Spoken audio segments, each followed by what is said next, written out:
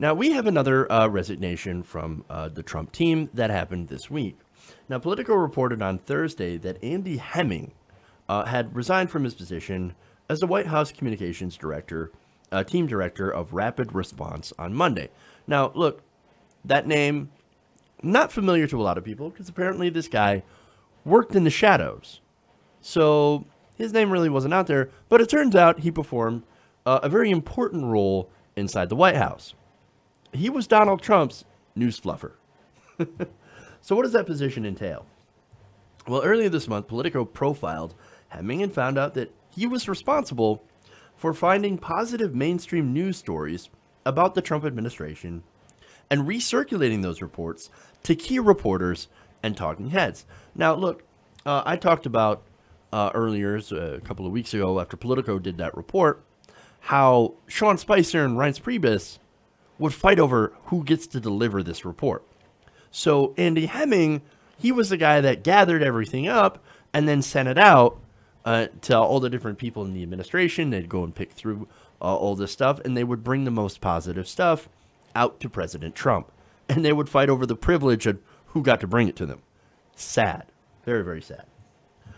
Now, so what's interesting is Hemming, he actually got paid $89,000 a year just to find out positive articles and send them to the to all these different members of the administration.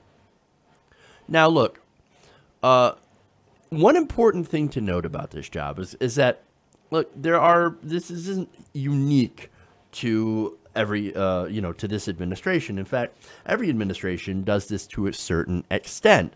They will highlight the good news and release it about the administration. Okay, that's fairly standard. However, Hemming took a little bit further, okay?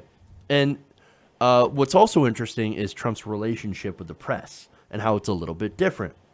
Now, considering, of course, how Trump calls every station that happens to run a negative news story about him fake news, okay?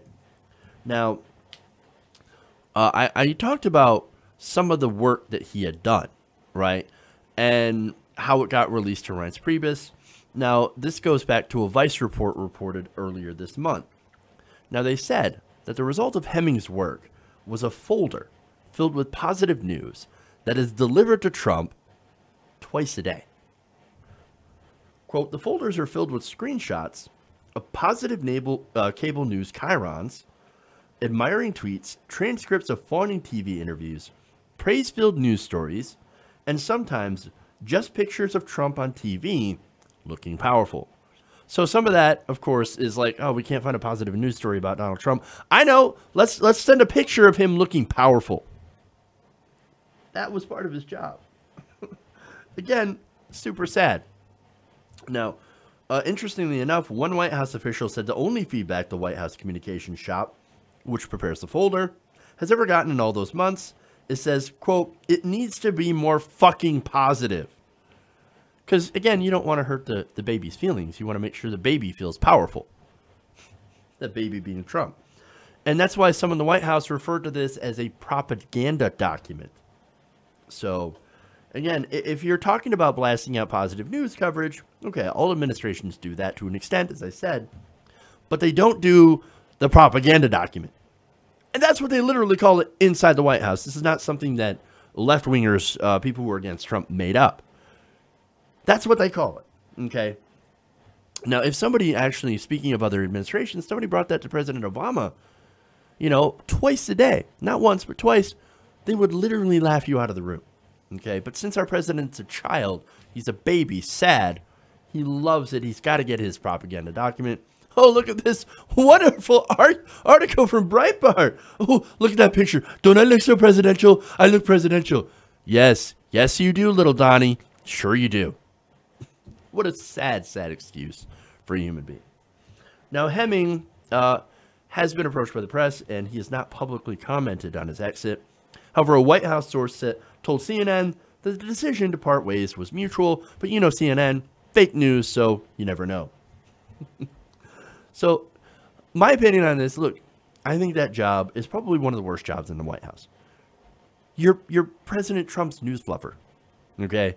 You're getting all these, you gotta sit there and watch cable news, right? And if you actually like somebody like Trump, you're watching hours upon hours of negative coverage.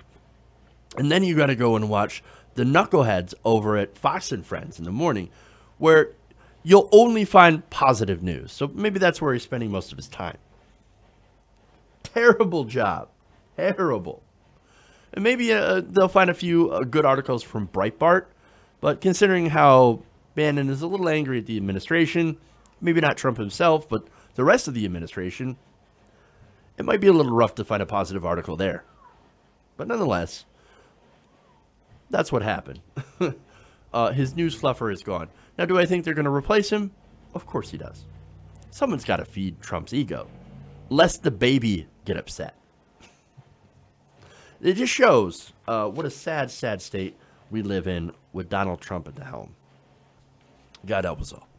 Hey, everybody. Thanks for watching this video. If you want to see more like this, please hit the subscribe button below. And if you want to support truly independent progressive media, please consider becoming a patron at patreon.com/TYTNation.